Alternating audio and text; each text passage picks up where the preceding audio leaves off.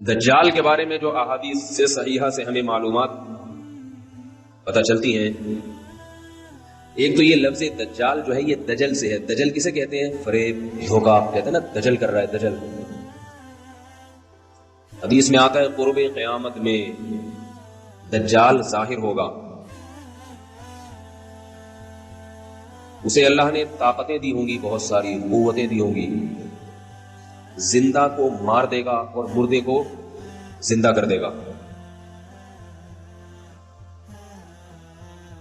اور وہ یہودیوں کی مدد کے لیے آئے گا۔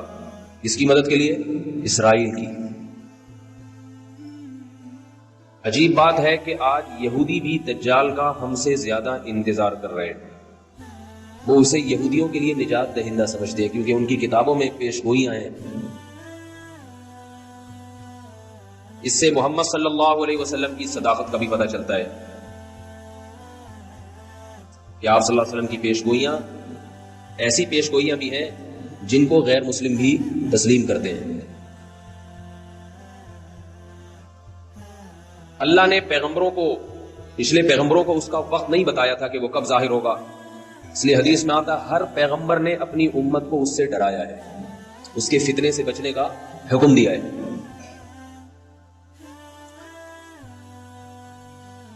لیکن محمد صلی اللہ علیہ وسلم کے دور تک وہ نہیں آیا۔ یہ اس کی علامت تھی کہ وہ کس امت میں ظاہر ہوگا؟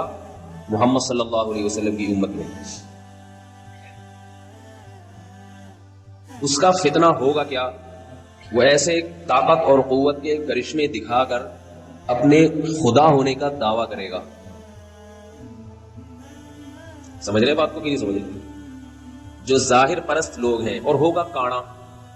حدیث میں آتا ہے کہ خدا کانا نہیں ہو سکتا، اللہ تو ہر عیب سے پاک ہے۔ یہ عجیب بات آپ کو بتاؤں کہ جو گمراہ لوگ ہوتے ہیں وہ کسی کی ایک صفت کو دیکھتے ہیں، اس کے ہزاروں عیوب کو نہیں دیکھتے۔ تو دجال کے طاقت اور قوت کو لوگ دیکھیں گے، لیکن اس کے عاجزی کو، اس کے کاڑے ہونے کو نہیں دیکھیں گے لوگ۔ اتنا بڑا عیب ہے تجھ میں۔ آپ نے فرمایا کہ تمہارا رب کاڑا نہیں ہو سکتا، اور اس کی پیشانی پر واضح لفظوں میں کافر لکھا ہوا ہوگا، کافر۔ یہ بھی علامت ہوگی کہ جھوٹا ہے، کذاب ہے۔ لیکن ظاہر پرست لوگ اس کی طاقت کو دیکھ کر اس پر ایمان لائیں گے۔ حدیث میں آتا ہے اس کے ایک طرف آگ ہوگی اور ایک طرف باغ ہوگا، جو اس پر ایمان لائے گا اس کو باغ میں داخل کرے گا، اور جو ایمان نہیں لائے گا اس کو آگ میں پھینک دے گا۔ آپ صلی اللہ علیہ وسلم نے فرمایا جو آگ ہے حقیقت میں وہ جنت کا باغ ہے، اور جو باغ ہے حقیقت میں وہ آگ ہے۔ آپ صلی اللہ علیہ وسلم نے فرمایا جمعہ کے دن سورہ کہف پڑھنے والا دجال کے فتنے سے محفوظ رہے گا۔ دجال آئے گا کیوں؟ یہودیوں کی مدد کے لیے۔ کس دور میں آئے گا؟ جس دور میں حضرت مہدی ظاہر ہوں گے۔ سمجھ رہے نہیں سمجھ رہے بات؟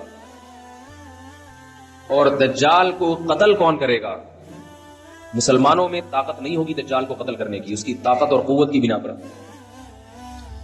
آپ صلی اللہ علیہ وسلم نے فرمایا، روایات میں آتا ہے عصر کی نماز کا وقت ہوگا، حضرت مہدی شام میں، جہاں آج بڑی لڑائیاں ہو رہی ہیں، اللہ تعالیٰ مسلمانوں کی مدد فرمائے، شام کی مسجد میں دمشق میں حضرت عیسیٰ، حضرت امام مہدی وہ امامت کے لیے عصر کی نماز میں کھڑے ہوں گے مصلی پر۔ اچانک جب اقامت سے فارغ ہوں گے دیکھیں گے کہ آسمان سے حضرت عیسیٰ ابن مریم علیہ الصلوۃ والسلام فرشتوں کے کندھوں پر ہاتھ رکھ کے نیچے کی طرف نازل ہو رہے ہیں۔ یہ بات یاد رکھیے، یہ بات قرآن سے بھی ثابت ہے، صحیح احادیث سے بھی، کہ حضرت عیسیٰ علیہ السلام پر موت واقع، بولو بھائی، نہیں ہوئی ہے، کیونکہ اس بات کو قرآن نے بہت واضح انداز میں بیان کیا، احادیث میں یہ بات بہت کثرت سے وارد ہوئی ہے۔ لہذا جو شخص حضرت عیسیٰ کی موت کا قائل ہے وہ اسلام سے خارج ہے۔ یہ میں اس لیے کہہ رہا ہوں کہ قادیانی حضرت عیسیٰ علیہ السلام کی حیات کے قائل نہیں ہے، موت کے قائل ہیں۔ کیوں قائل ہے، اس میں ان کی کیا سیاسی فائدے ہیں، یہ ایک الگ ٹاپک ہے، لیکن ہم اہل اسلام کا یہ بالاتفاق عقیدہ ہے کہ اللہ نے حضرت عیسیٰ ابن مریم کو زندہ، موت دیے بغیر زندہ آسمانوں پہ اٹھایا، اور حضرت عیسیٰ ابن مریم علیہ الصلوۃ والسلام قرب قیامت میں حضرت مہدی کے دور میں نازل ہوں گے۔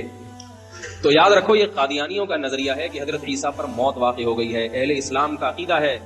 قرآن میں بھی اللہ نے فرمایا بل رفعہ اللہ الیہ، فرمایا وما قتلوہ وما صلبوہ، عیسیٰ کو نہ قتل کیا یہودیوں نے، نہ صلیب پر لٹکایا، جس کو صلیب پہ لٹکایا تھا وہ حضرت عیسیٰ کی شکل کا کوئی آدمی تھا.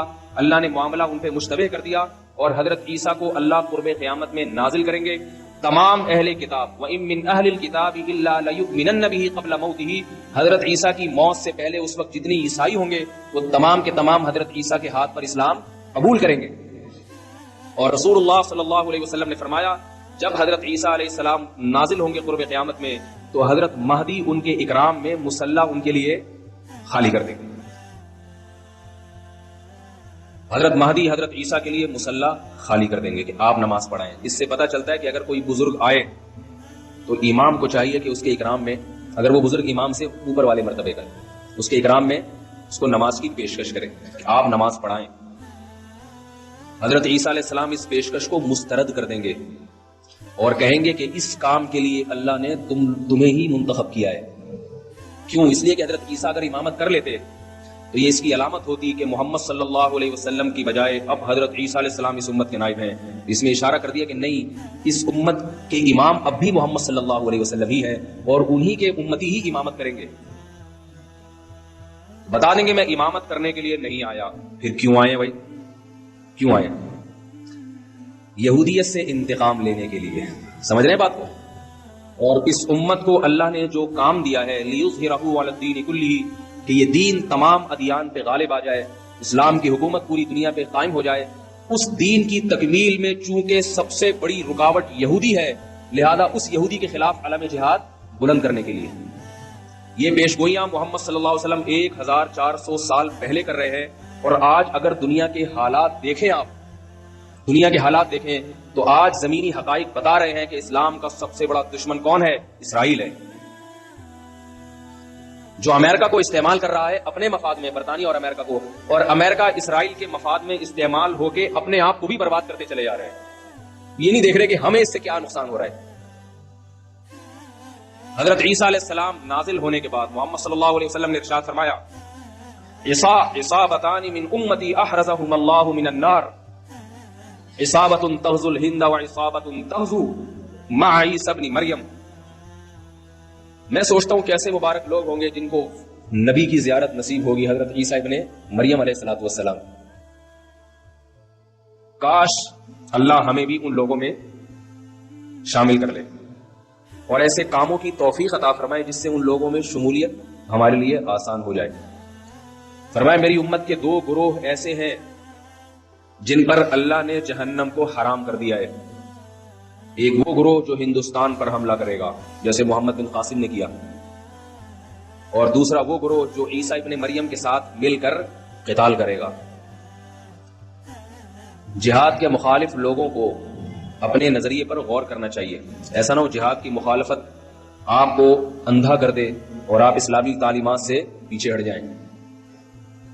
اللہ نے جو کچھ جہاد سے محبت کرنے والوں کے لیے، جو کچھ اللہ نے اس دنیا میں اور آخرت میں رکھا ہے، وہ مخالفت کرنے والوں کے لیے نہیں رکھا. حضرت عیسیٰ علیہ السلام نازل ہو کر جہاد کریں گے اور حدیث میں آتا ہے کہ دجال کو قتل کریں گے. یہی وہ دور ہوگا جس میں یاجوج ماجوج ایک مخلوق ہے جس کا قرآن مجید میں تذکرہ ہے. بہت بڑی مخلوق ہے، بہت کثرت سے ہے. کسی وادی میں ان کو بند کیا تھا حضرت ذوالقرنین نے سیسا پلائی ہوئی دیواریں کھڑی کر کے یاجوج اور ماجوج کو وادیوں میں بند کر دیا. وہ وادیاں کہاں ہیں اس کا ہمیں نہیں، کوئی کہتے چین میں، کوئی کہتے دیواریں چین کے پیچھے، کوئی کہتے کہاں ہیں، ہمیں نہیں پتا کہاں ہیں. یہ سوال ہی فضول ہے کہاں ہے. اللہ نے جہاں کرنا تھا وہاں کر دیا. حدیث میں آتا ہے جب یاجوج ماجوج اتنی کثرت سے اہل اسلام کو، انسانوں کو قتل کریں گے، حضرت عیسیٰ علیہ السلام بھی ان کے قتل کرنے سے عاجز آ جائیں گے. اللہ سے دعا مانگیں گے، اللہ سے دعا مانگیں تو اللہ ان کی دعا کو قبول کرے گا اور یاجوج ماجوج کو ہلاک کرے گا. اتنے کثرت سے ہلاک ہوں گے کہ زمین انسانی لاشوں کے تعفن سے بدبودار ہو جائے گی. اللہ آسمان سے بارشیں برسائیں گے اور ان کی لاشوں کو بہا کے سمندروں میں، دریاؤں میں پھینک دیں گے، جس سے زمین پاک صاف ہو جائے گی اور پھر اسلام کی مخالفت کرنے والا اس روئے زمین پر کوئی بھی نہیں بچے گا. محمد صلی اللہ علیہ وسلم نے ارشاد فرمایا کہ اس وقت حضرت عیسیٰ ابن مریم زمین کو ایسا انصاف سے بھر دیں گے، خنزیر کا خاتمہ کریں گے، سور کی نسل ختم کر دیں گے تاکہ کوئی سور کا گوشت اپنے پیٹ میں دوبارہ نہ اتار سکے. جو مسلمان یورپ میں رہتے ہیں اور وہ کہتے ہیں ہم سے خوراک، ہمیں یہاں ملتا ہی سور کا گوشت ہے اور سور کے گوشت کے کوفتے بنا بنا کے کھا رہے ہیں، ان کو میں یہ اللہ کا واسطہ دے کے کہتا ہوں کہ دیکھو سور کتنی گندی اور اتنی ناپاک چیز ہے کہ اللہ نے اس کی نسل کے خاتمے کے لیے ایک پیغمبر کا انتخاب کیا کہ اس کی نسل ختم کر دے وہ. اگر اس کے کھانے کی کچھ بھی گنجائش ہوتی تو حضرت عیسیٰ کی ذمہ داریوں میں سے یہ ذمہ داری نہ ہوتی کہ سور کی نسل کا خاتمہ کر دیں گے. حدیث میں آتا ہے, آخری بات کر کے بات ختم کرتا ہوں تاکہ یہ نشانیاں مکمل ہو جائیں.